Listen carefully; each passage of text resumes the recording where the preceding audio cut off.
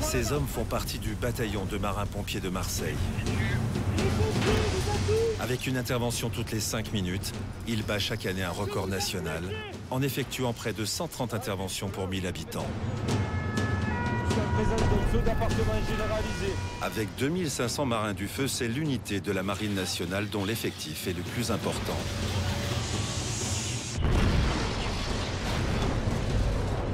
Cette caserne veille sur la deuxième ville de France, mais également sur sa façade maritime. Doté de 7 sections opérationnelles spécialisées, le bataillon de marins-pompiers de Marseille répond à toutes les urgences, avec un objectif permanent, intervenir en moins de 10 minutes entre l'appel et l'arrivée sur les lieux. Si le bataillon est considéré comme l'une des unités les plus performantes d'Europe, il le doit à l'engagement sans faille de ses marins-pompiers. Marseille, c'est aussi des arrondissements entourés de nature, constitués de pinèdes et de garrigues qui, pendant l'été, s'enflamment à la moindre étincelle. Une devise est gravée dans le cœur de cette élite. S'il y a des vies qui vous sont chères, pour le bataillon, elles le sont toutes.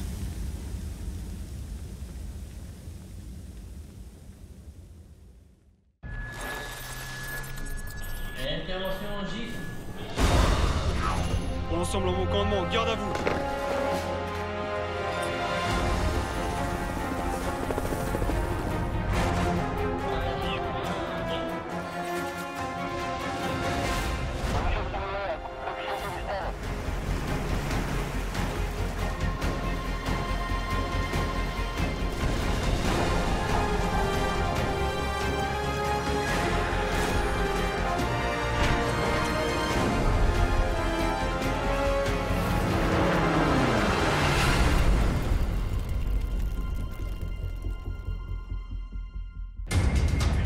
À Marseille, le 14 juillet, les cités s'éveillent et prennent le relais pour organiser leur feu d'artifice.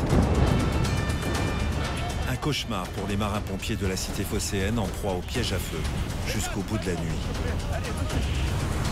Entre juin et septembre, la vedette de Pointe-Rouge enchaîne les secours à personne. De la rapidité d'intervention dépend la vie des victimes.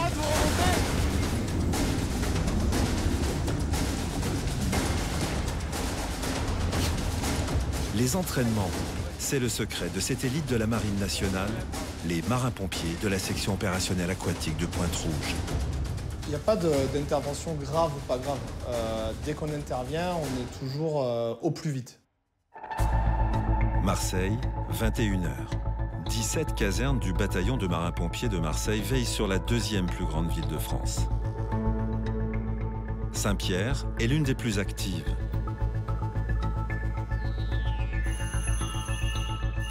Intervention en GIF.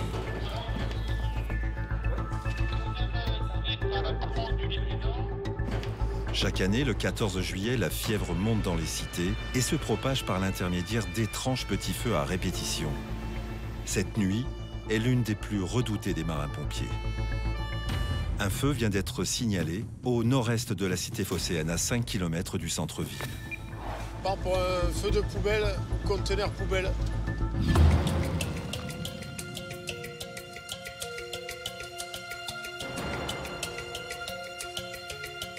Des feux de poubelle soigneusement déclenchés sur des points stratégiques. Un message clair adressé aux marins-pompiers. Marseille est une chasse gardée. La nuit sera longue.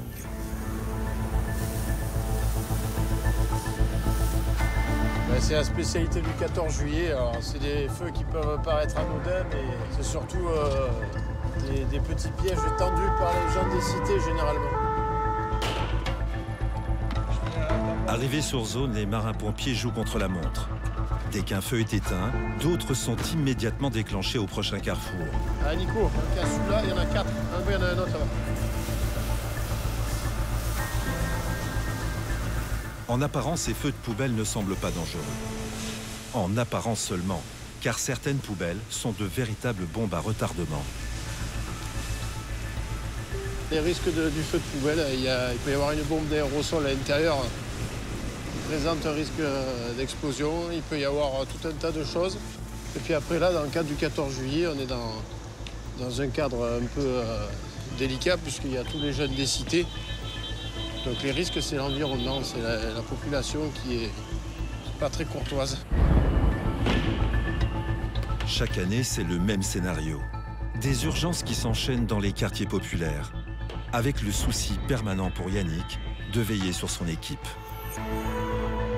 Ça peut mal tourner. Voilà, ça peut mal tourner. Il faut arriver à prendre du recul, surveiller ce qui se passe en haut, ce qui se passe sur les côtés, ce qui se passe autour, et être vraiment plus alerte que d'habitude. L'extinction de ces feux criminels ne pose pas de difficultés particulières. Le danger est ailleurs.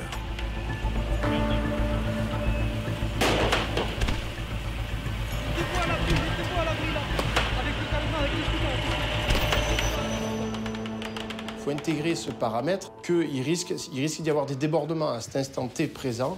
Ce n'est pas un simple feu de poubelle comme ça. Il y a peut-être des gens autour qui gravitent, mal intentionnés, qui vont agir sur les forces de l'ordre, sur les pompiers, même sur les passants, sur les tierces personnes, dans le but de semer le trouble. Là, il utilise le canon pour éviter de sortir du véhicule, en fait. C'est jeter quelques projectiles, tire au canon et puis on se retire. Pour éviter les jets de pierre, les marins-pompiers se réfugient dans leur véhicule et éteignent le feu à l'aide d'une lance à incendie télécommandée.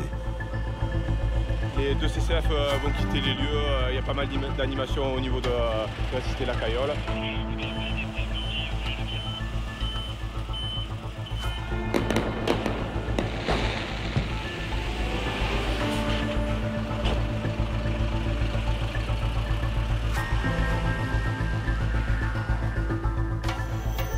À 21h30, la fièvre monte d'un cran dans la cité phocéenne.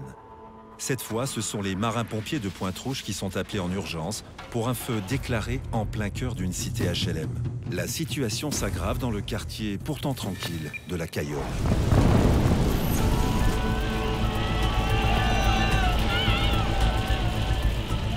Vas-y, tape là, tu pourras passer à la flotte.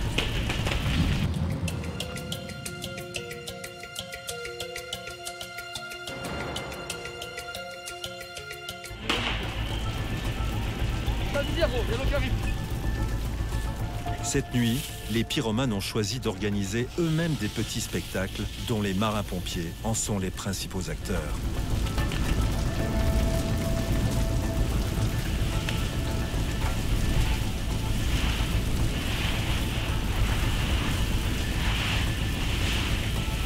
Mais le danger est bien là, omniprésent sur un véhicule en feu.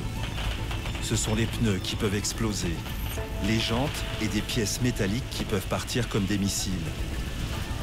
Sous l'effet de la chaleur, certains liquides de refroidissement du système de climatisation génèrent même un acide particulièrement dangereux.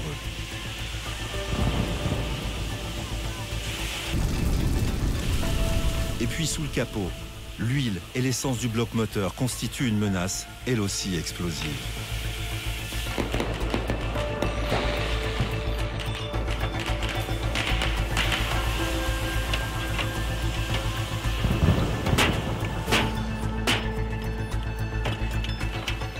Pendant ce temps, Gérard, chef d'agré du fourgon à incendie, garde un œil sur les jeunes de la cité d'en face.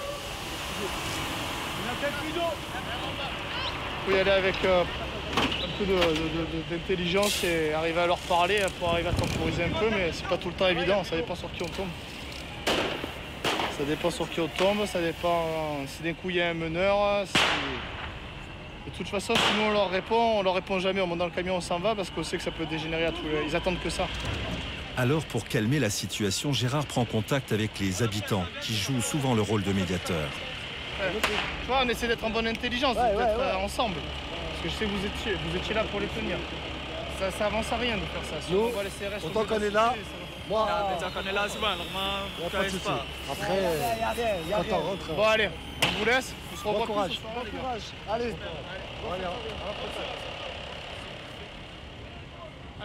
On n'est pas policier du tout, mais je pense que dans la tête de certaines personnes, on est assimilé parce qu'on est en uniforme. Moi, je ne suis pas là pour répréhender les jeunes qui nous jettent des pierres. J'essaye juste de leur faire comprendre et de canaliser les foules pendant qu'on essaie de faire notre travail, qui est simplement d'éteindre un feu de voiture, un feu de poubelle, un feu de détritus. Bien reçu, donc je tire au fond de la rue des Farinières. Attention les gars. Les gars, tu m'alimentes s'il te plaît. Allez, de suite. À Saxo, je vous demande un renfort de moyens incendie. Multiples départs de feu de VL, 3 VL en feu à 3 points différents. Nombreuses personnes sur les lieux. Je vous demande un renfort police. Des départs de feu sur des VL. Dans le jargon pompier, des véhicules légers. Météo France prévoit cette nuit un Mistral de 75 km/h. Par précaution, le maire de Marseille a reporté le feu d'artifice. Les pyromanes prennent le relais. Les gars, il y a une autre voiture qui prend là-bas. Ouais, c'est bien. Les gars, là, on laisse tomber, c'est bon? J'ai une autre voiture qui prend là-bas. Va dessus. Remballe, oui. Est-ce que tu es alimenté?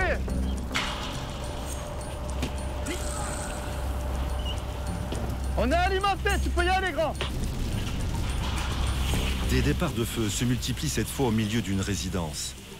Avant de lancer son équipe, Gérard analyse rapidement la situation pour établir la stratégie la plus efficace. C'est morceau, celle-là, elle risque rien. S'en fout, celle-là. Celle-là, le bruit, là, le bruit. Gérard, reste avec lui pour me gérer la pompe, on a un problème sur l'accélérateur. Des jeunes ont vidé le contenu d'une poubelle sous un arbre et y ont mis le feu. Les immeubles voisins, cette fois, sont en première ligne. Ok, reçu. On laisse ça, il traite le feu de détritus. On traite le feu de détritus comme il faut. On fait le plein et on voit après pour derrière. On a traité le feu où il y a le plus de risque de propagation. C'est-à-dire que là, celui-là était sous les arbres, donc on le coupe avant qu'ils prennent dans les pins. Il y a toute une rangée d'arbres avec des habitations à côté. Celui-là, là-bas, est sous un pin, mais il n'y a pas d'habitation proche, donc on le traite en second temps. Et le troisième qu'ils nous ont mis, qui est au milieu là-bas, et au milieu d'un parking, il n'y a aucun risque de propagation. Donc du coup, on le traite en dernier.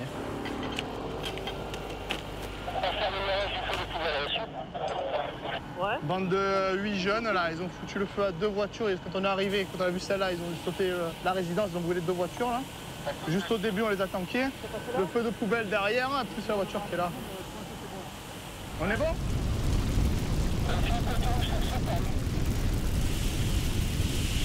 Actuellement, procédons à l'extinction du dernier véhicule qui était sur un parking où il n'y avait pas de risque de propagation. J'ai fait contact avec le FI Louvain, je le libère et on a tout ça. C'est un jeu. C'est un jeu. C'est juste un jeu. C'est purement et simplement, tiens, on va faire venir les pompiers et puis on va s'amuser avec. C'est pas... J'ai presque envie de dire que c'est pas méchant des fois. Du caillasse, mais bon, parce qu'ils savent vraiment ce qu'ils font. Mais je veux bien le comprendre, mais je ne suis pas du tout.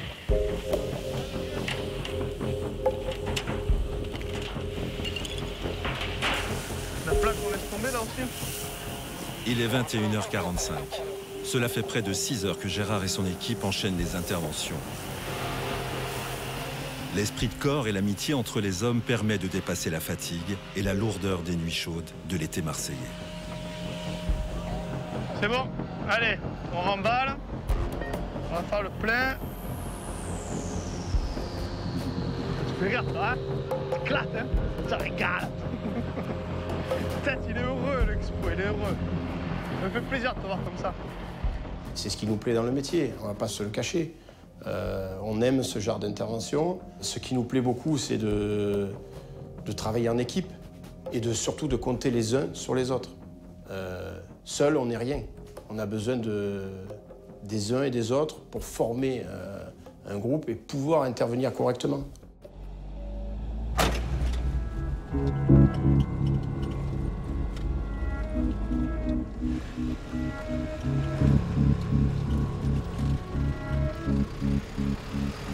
Retour à la caserne Saint-Pierre. Premier moment de répit pour les équipes de nuit.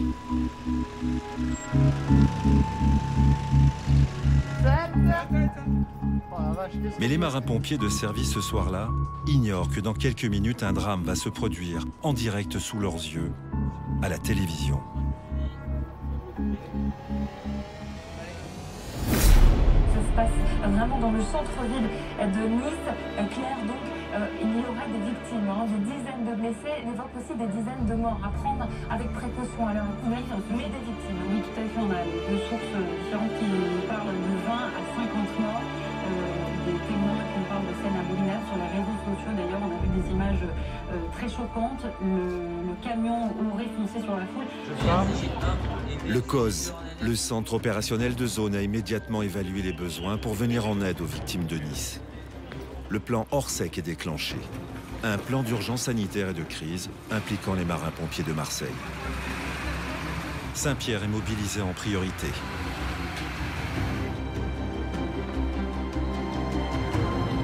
Très bien, ça marche. Le départ de plus de la moitié des effectifs de la caserne se fait dans le calme. Je pars pas avec la générale là. Et nous on va aller à Nice, on va prendre la 3e position. Bruno, chef de groupe, a été préparé à cette éventualité. Et ensuite la suite, je t'explique après. Déjà tu es l'assistance pour 3. Depuis quelques mois on s'entraîne toutes les semaines pour faire face à des situations d'attentat. Donc là on met en œuvre ce pourquoi on a été formé, ce pourquoi on s'entraîne depuis des mois.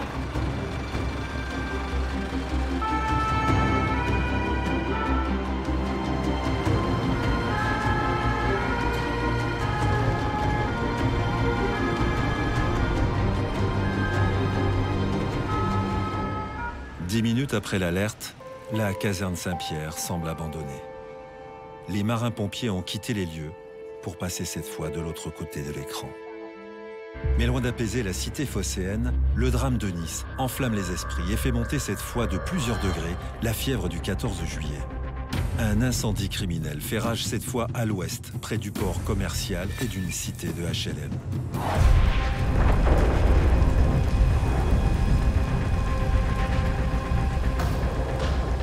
Ce gigantesque feu de palette très sèche dégage du monoxyde de carbone dont la combustion porte la température des flammes à plus de 800 degrés. Le rayonnement thermique rend l'intervention difficile et dangereuse pour les marins-pompiers.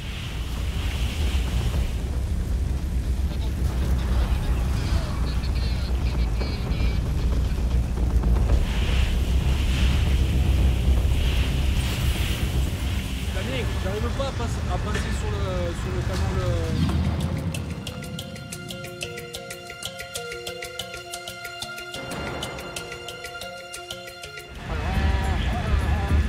Affirmatif, bien reçu. Donc continuez votre action sur le côté droit du feu.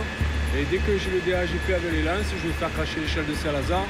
Ou si le CCFS arrive avant, je le ferai cracher dans l'axe du feu.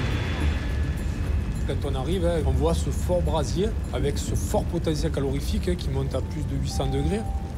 Les fumées d'incendie se dirigent vers les barres de bâtiment. C'est l'été, il fait chaud, les gens dorment les fenêtres ouvertes. Donc forcément, il peut y avoir intoxication au niveau des fumées d'incendie. L'incendie qui menace les bâtiments voisins nécessite le renfort de plusieurs casernes du bataillon. Le chef de groupe passe le relais à un chef de colonne. Sur la façade, on a parlé en façade. Sur la façade, Charlie, un entrepôt désaffecté, directement menacé par le rayon de propagation du feu. Mais bon, comme on a limité la propagation, le feu s'est déstoppé et il y a propagation dans cet entrepôt. Sur le côté gauche du feu, environ 200 mètres carrés, un entrepôt de 200 mètres carrés. Lui également désaffecté, propagation enrayée par l'échelle qui est sur le côté gauche du feu. La grande échelle est positionnée au-dessus du bâtiment le plus exposé par le rayonnement du brasier. Car il faut à tout prix refroidir le toit et les murs avant que l'incendie ne se propage du bâtiment désaffecté aux HLM voisins. Sur le côté gauche du feu, on a un entrepôt avec des bouteilles en pression et si le feu atteint cet entrepôt sans qu'on fasse d'action, il peut y avoir une grosse explosion. Donc là, ma première idée, c'est de mettre l'échelle aérienne en protection de cet entrepôt. Au niveau de la propagation du feu, c'est le plus gros danger. Le rayonnement thermique est l'ennemi du pompier. Sous leur combinaison anti-feu, les hommes du bataillon ne peuvent tenir que quelques minutes et ce relais sans temps mort.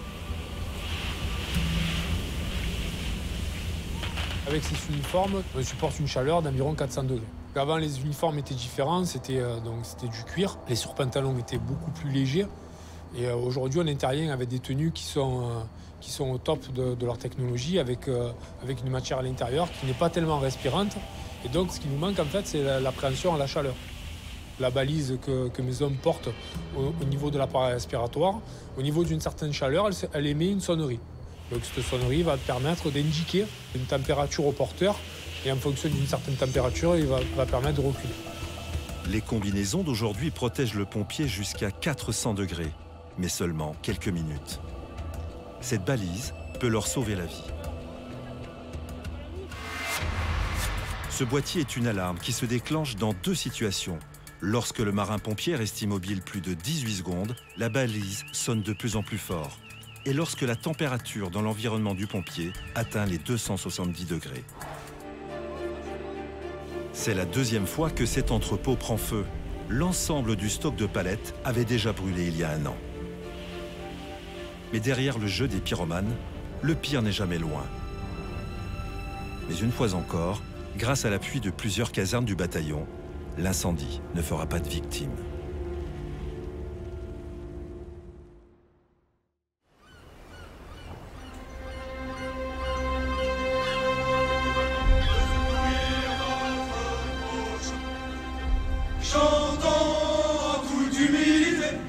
Le bataillon créé en 1939 est composé aujourd'hui de 2500 marins-pompiers qui effectuent en moyenne près de 120 000 interventions par an.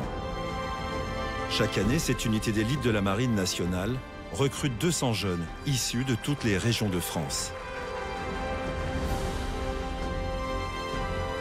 17 centres d'incendie protègent la ville de Marseille. Ce matin, à l'école des marins-pompiers, 9 officiers en fin de formation vont recevoir le titre tant convoité de chef de groupe. Raphaël, jeune officier, va bientôt rejoindre l'élite des marins-pompiers. C'est un jour important aujourd'hui parce que c'est la fin de notre cours, donc ça fait 1 an qu'on est à cette école et qu'on est formé pour devenir officier marin-pompier. Je vais recevoir mon casque rouge, donc, qui signifie que je deviens un pompier opérationnel, chef de groupe. Donc pour moi, c'est le meilleur moment et je touche du doigt le rêve.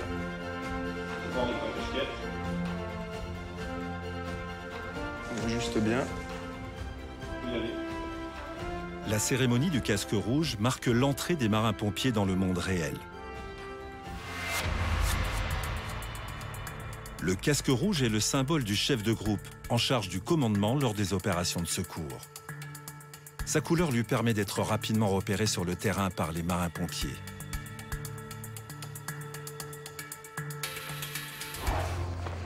Dans quelques instants, ces officiers vont recevoir des mains de l'amiral leur casque rouge.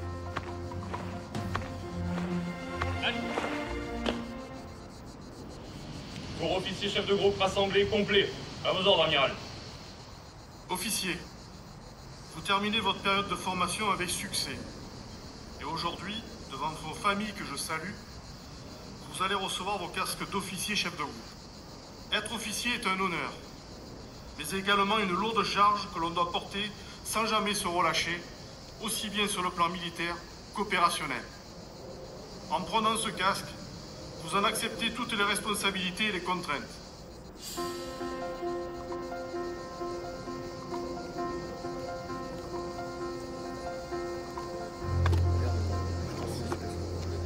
Ce qui va changer, c'est que là, je passe d'un statut d'élève et demain, d'ici même pas 15 jours, je vais devoir commander des hommes. C'est important parce qu'il faut avant tout avoir une crédibilité parce qu'on arrive jeune officier. Donc il faut se faire la place et se faire la crédibilité devant des anciens qui ont plus de 25 ans de marine et de marin-pompier. Donc il faut être tout de suite bon, on n'a pas le droit à l'erreur.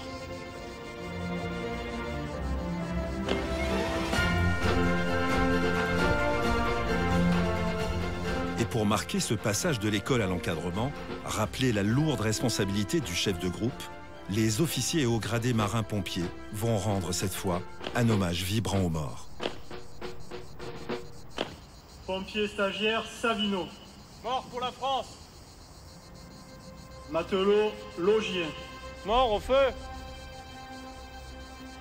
Matelot Jean. Mort au feu. Appelez Walzer. Mort pour la France. Au mort. Aujourd'hui, suite aux attentats de Nice, le discours de l'amiral Charles-Henri Garrier, commandant du bataillon de Marseille, va prendre une gravité particulière. Aujourd'hui, notre pays est frappé par le terrorisme lâche. Les témoins qui nous parlent de scènes abominables sur les réseaux. Alors préparez-vous. Ce n'est pas aujourd'hui un exercice. On aurait foncé sur la foule sur une longue distance. Nous, marins-pompiers, nous devons rester mobilisés. Nous, marins-pompiers, nous devons rester debout dans la tempête. Car si vous mollissez, c'est la sécurité des Marseillais qui sera engagée. Et c'est la sécurité de vos propres familles.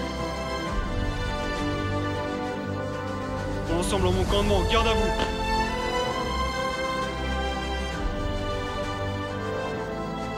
À nous de rester debout.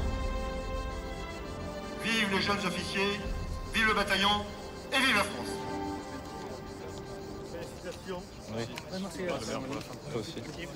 C'est bien passé, il est où le terrain? Bravo, bravo. Merci beaucoup, amiral. Bravo. La remise de ce casque rouge est le symbole du commandement sur le terrain. Mais c'est aussi la récompense pour toutes ces familles présentes à la cérémonie.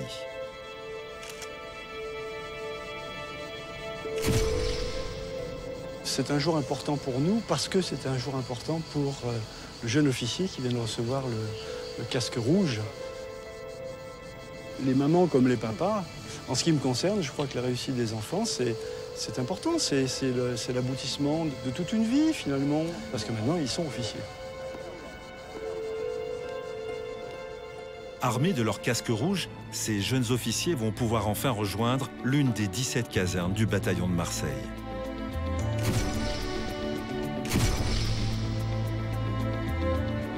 L'une d'entre elles, Pointe-Rouge, est située au sud de la cité phocéenne. Composée d'une bordée de 75 marins-pompiers, cette caserne intervient sur terre et sur mer. Pointe-Rouge constitue la première base de marins-pompiers plongeurs de Marseille. 35 d'entre eux sont spécialisés pour intervenir jour et nuit sur la façade maritime. Chaque jour, ces marins du feu bichonnent leur instrument de travail, la Bonne Mère. Dotée de 2 moteurs de 500 chevaux, cette vedette insubmersible appartient à la Société nationale des sauvetages en mer et sort par tous les temps.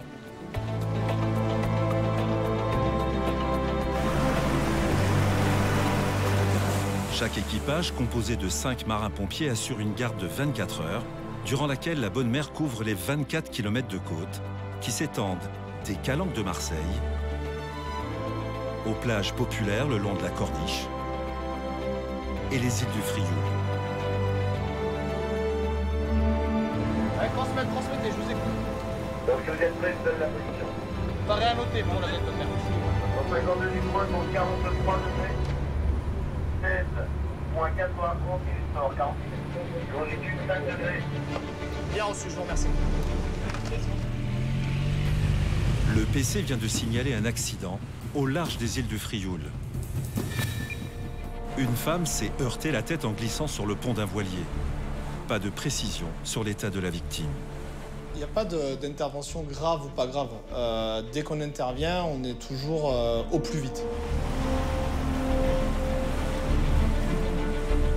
Une fois sur zone, on analyse, on fait la situation. Il n'y a jamais de je le prends tranquillement parce que c'est telle ou telle intervention. On ne sait pas comment peut dégénérer l'intervention derrière. Qu'est-ce que vous avez préparé? Sac, premier secours, plan dur? Très bien. Premier obstacle, situer le lieu exact où se trouve la victime. Le voilier se situerait dans l'une de ces criques. J'arrive sur les lieux, bon. Non, tu t'occupes des secouristes à bord de l'embarcation. Après une reconnaissance, on va voir comment on se met. Et je te dirai quel côté, on se mettra un couple. Voilà. Pour l'instant, la mer est calme. La vedette va pouvoir s'approcher au plus près du voilier où se trouve la victime. Auré, tu as le bateau? C'est lequel? À midi. Gérard cherche à gagner du temps. En se mettant en couple avec le voilier, la personne blessée pourrait être plus facilement transbordée. On s'en va. Ouais, on s'en va, on s'en va. À l'avant, mettez-la et par dehors. Non, mettez-la. En glissant sur le pont du voilier, une jeune femme a heurté violemment la base de son crâne. Bonjour. Bonjour madame, ça va ou pas? Vous avez perdu connaissance? Non? Il n'y a pas de perte de connaissance? Non, ok. Vous avez mal au cou ou pas, madame? Ok. L'oreille. Est-ce que vous avez une bosse au niveau de la tête ou pas? Oui. Et c'est chute mécanique, hein? C'est dû à un mouvement, c'est pas dû à un malaise, hein? Non? Ok. Collier? Ouais, collier, plan dur. Collier, planture. Donc c'est une personne qui a fait une chute de sa hauteur et qui a tapé derrière l'oreille un winch. Tant qu'elle n'est pas prise en charge, qu'il n'y a pas des radios qui ont été faites, enfin c'est des types d'interventions, c'est un choc. La violence du choc, on n'était pas présent pour l'estimer. Donc on garde toujours en tête que la situation peut évoluer, bien sûr. Madame, je vais vous mettre un collier. Ne bougez pas la tête. Le but, je vais éviter de prendre... Impossible à ce stade de la prise en charge de déterminer si la victime, dans sa chute, a brisé une vertèbre. Mais il faut faire vite, car la météo vient d'annoncer un coup de Mistral. On va pas trop traîner, j'ai l'impression qu'on ripe. On va pas traîner, j'ai l'impression qu'on ripe. Dès qu'on est en mer, c'est un milieu qui bouge tout le temps et qui est mené à évoluer. Donc selon le type d'intervention, la durée qu'on va rester sur place, il faut que j'anticipe un peu l'état de la mer et la météo. Si j'ai un bateau qui passe à côté de moi et qui me fait des vagues, il ne faudrait pas que le bateau vienne coincer une main ou un pied ou même casser du matériel. Gérard, le patron de la vedette, a 20 ans d'expérience. Il sait qu'un traumatisme crânien peut développer à terme une hémorragie cérébrale. Le truc, c'est qu'on la décale comme ça. De ce côté-là? De ce côté-là, on cale le plein dur là et on la repose. Ouais.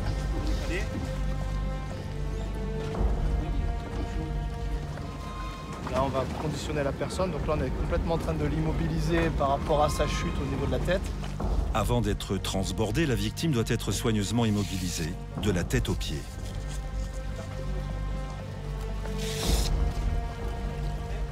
Et on va la transporter sur la vedette. Une fois transportée, on l'enverra à l'hôpital pour un contrôle. C'est bon, je devant. Le transbordement ne prend que quelques minutes. La victime est installée dans la cabine. Son mari l'accompagne.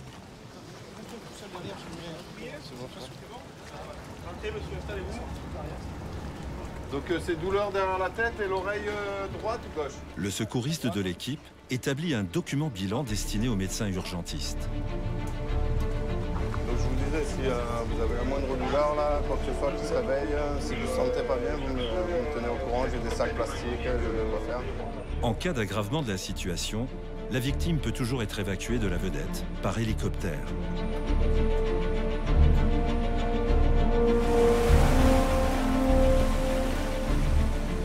On va essayer d'aller assez rapidement quand même sur le port de la Pointe-Rouge afin qu'elle puisse être prise en charge par une ambulance et qu'on puisse après l'évacuer sur un hôpital donc à Marseille. Donc là, entre autres, ce sera les urgences Timon.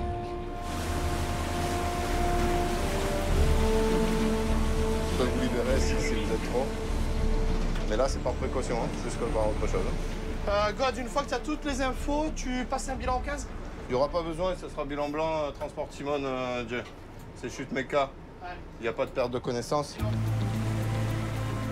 Bilan blanc. Cela signifie que la victime n'a pas perdu connaissance lors de son accident et qu'elle n'est pas en détresse vitale.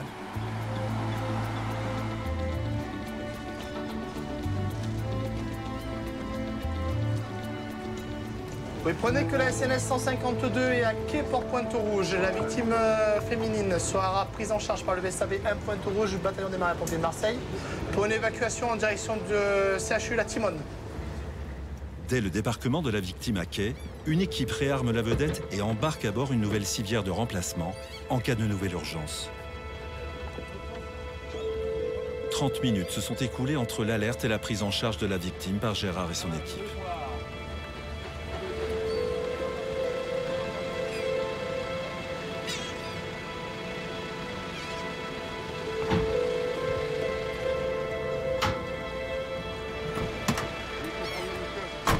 Durant les seuls mois de juillet et août, Pointe-Rouge effectue plus de 1000 interventions sur terre et sur mer.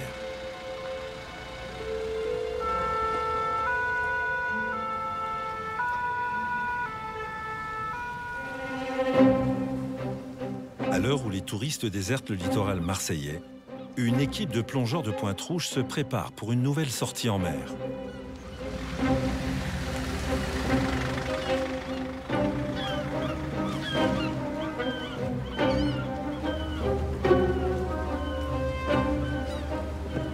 Pour maintenir leur performance physique et mentale, les plongeurs de la section opérationnelle spécialisée aquatique, le SOS Aqua de Pointe-Rouge, s'entraînent régulièrement. On va partir sur l'île Mer. On va faire une petite plongée, je pense, sur les fromages. C'est un petit site là-bas, 40 minutes sur profondeur normalement qui va être limité à 20 mètres. L'exercice de ce soir est une plongée de nuit. Là, c'est un exercice d'entraînement. C'est une plongée d'entraînement, donc c'est pas opérationnel, donc on peut prendre le temps de s'habiller. Mais c'est vrai que c'est mieux d'arriver directement sur les lieux, on soit déjà prêt, que rester une demi-heure à tout préparer. Au moins, si jamais on oublie quelque chose ou quoi, on se rend compte de suite et on a toujours l'opportunité d'aller sur le quai pour récupérer les affaires. Notre métier est basé principalement sur de l'entraînement. On s'entraîne tous les matins, on s'entraîne régulièrement à tout type d'intervention. Cette formation nous permet d'acquérir une expérience et surtout d'acquérir certains automatismes qui nous permettent d'analyser des situations et surtout nous permettre d'avoir les bons réflexes adaptés à une situation.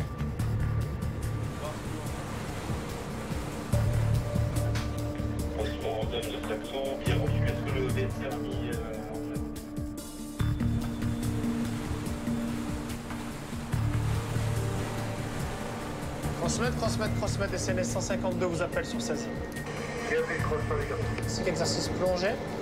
Secteur île-mer, durée de l'exercice environ 2 heures. Je vous rappellerai quand je serai à quai pour Pointe-Rouge. Ouais, c'est merci, bon accès, vos sorties à tout à l'heure. Allez, c'est parti. En cas d'urgence, l'équipage de la Bonne Mer reste à disposition du CrossMed, le centre régional opérationnel de surveillance et de sauvetage de la Méditerranée. Mais pour l'heure, premier moment de répit pour Gérard et son équipe.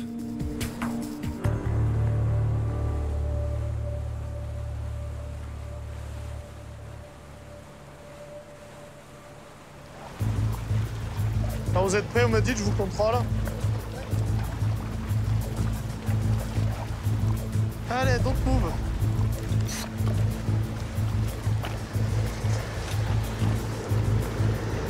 Ça, je te fais un câlin avant de partir, on sait jamais. Au cas où, ça ne plus. C'est bon? Masque, c'est bon. Allez, gaz. Plongeur à l'eau. Tiens, prends ça.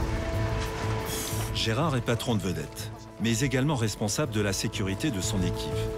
Avant chaque plongée, il vérifie l'état du matériel.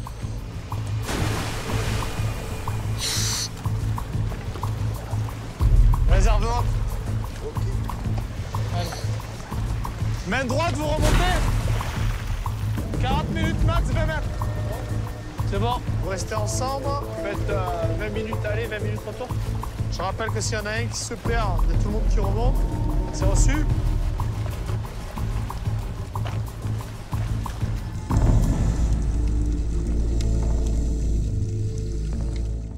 L'exercice de cette nuit va entraîner l'équipe de Gérard à trouver son chemin dans l'obscurité, à 20 mètres de profondeur. En plongée de nuit, seule la torche offre un point de repère aux 4 plongeurs. Ce type d'entraînement est destiné avant tout à entretenir la maîtrise de soi dans un milieu hostile. Une torche en panne peut provoquer une panique. Plus grave, l'incapacité à lire ses instruments pour vérifier et stabiliser sa profondeur. Ces entraînements réguliers améliorent la maîtrise des émotions. Le stress que les gens connaissent sur différentes interventions au niveau terrestre, les angoisses et les trucs qu'il peut y avoir qui peuvent se passer selon les types d'interventions dans le noir, sur un gros feu, dans une pièce complètement fumée où il n'y a plus rien, on ne voit plus rien, nous on est obligé de le gérer sous l'eau. Donc en plongée de nuit, c'est encore plus, j'ai envie de dire entre guillemets, stressant parce qu'on n'y voit qu'avec un phare, comme dans une pièce complètement fumée. Chaque exploration nocturne constitue également un exercice de reconnaissance des fonds marins des Calanques. Les plongeurs identifient les failles sous-marines, mémorisent la position de chaque rocher constituant la côte déchirée, si caractéristique des Calanques. C'est dans cette zone que les marins-pompiers interviennent le plus souvent pendant la période d'été. Il n'est pas rare que des touristes surpris par la nuit restent coincés dans les Calanques et se blessent. Les plongeurs du SOS Aqua de Pointe-Rouge doivent pouvoir intervenir rapidement sur les rochers et sous l'eau.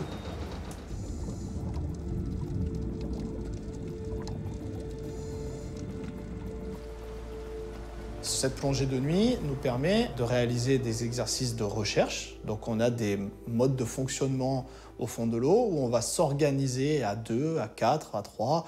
On a des exercices de sécurité à faire, c'est-à-dire que si à un moment ça se passe mal, il faut que le binôme puisse remonter son deuxième binômé. Il faut qu'on puisse réagir si on ne se sent pas bien, qu'on a un essoufflement ou si d'un coup on se sent oppressé. Il faut arriver à maîtriser cette angoisse ou cet essoufflement. Donc pour ça, il n'y a que l'entraînement et réaliser des heures sous l'eau. Durant 40 minutes, les plongeurs de Pointe-Rouge se livrent à des exercices simples, comme enlever son masque et le remettre en le vidant de son eau.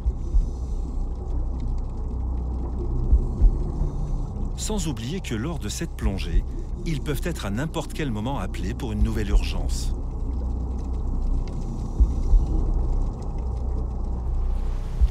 Quand on part en exercice comme ça, si on reçoit par la radio un appel nous demandant d'intervenir pour n'importe quel type d'intervention ou n'importe où, le personnel étant à l'eau, on dispose de moyens de rappel. On a des pétards de rappel qui sont des gros pétards en fait, qui fonctionnent sous l'eau. Donc dans l'eau, les ondes fonctionnent très bien, donc ça s'entend très très bien. Et donc du coup, le personnel est formé, donc il remonte, on remonte sur la vedette et on part en intervention. Conditionné dans un étui étanche, le pétard de rappel est déclenché par frottement, comme pour une allumette, puis est jeté à l'eau. Lors de son explosion, l'onde sonore émise est audible par les plongeurs jusqu'à 100 mètres. Dans l'eau, le son se propage beaucoup plus vite que dans l'air.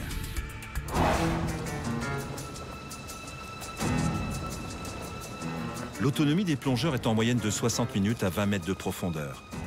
Mais en cas d'intervention et à une plus grande profondeur, un plongeur peut épuiser sa réserve d'air en moins de 30 minutes.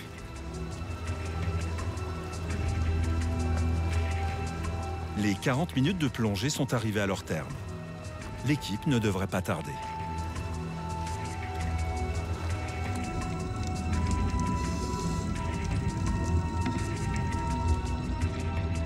À l'aide de ses instruments de mesure, le chef de palanquet guide ses hommes en direction de la bonne mer. Malgré sa progression dans le noir, les plongeurs de Pointe-Rouge retrouvent leur point de départ avec une précision étonnante. Tout s'est déroulé comme prévu. Ça a été? Ça va. T'as vu, c'était à 18,5. Reçu, très bien. Et des limaces au fond. Ah ouais? Des limaces volantes. Tu sais? Pas trop froid avec le Mistral? Au fond, là, 17.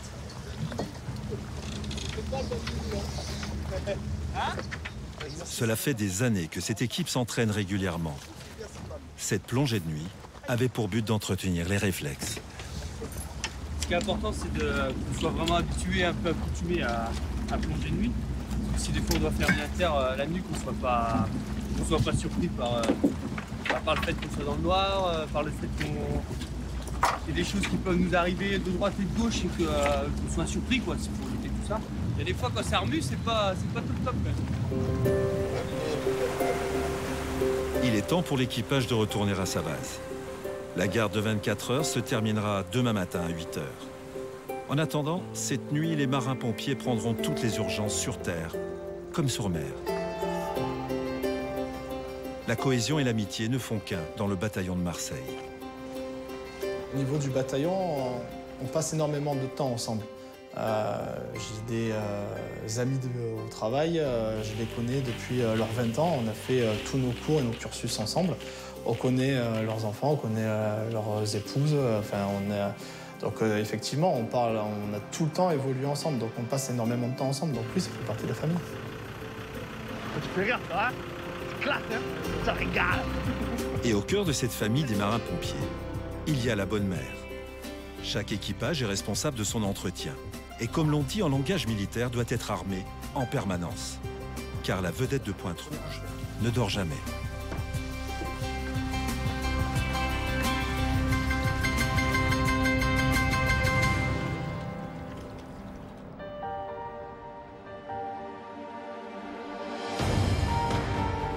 Je suis marin-pompier parce que j'aime les gens, j'aime la nature humaine en général et je me lève le matin sans savoir ce que je vais faire. Aujourd'hui, quelle personne peut se lever, aller au travail sans savoir exactement ce qui va se passer? Est-ce que ça va être une petite journée? Est-ce que ça va être une grosse journée? Qu'est-ce qu'on va rencontrer? Qui on va aider? On intervient le jour, la nuit. On est dehors, on est dedans, on est partout. Et humainement, on est au contact direct de la population. Alors, c'est pas toujours facile. Il y a des hauts, il y a des bas. Mais les années passant, avec le recul, humainement, c'est une grosse richesse, ce métier.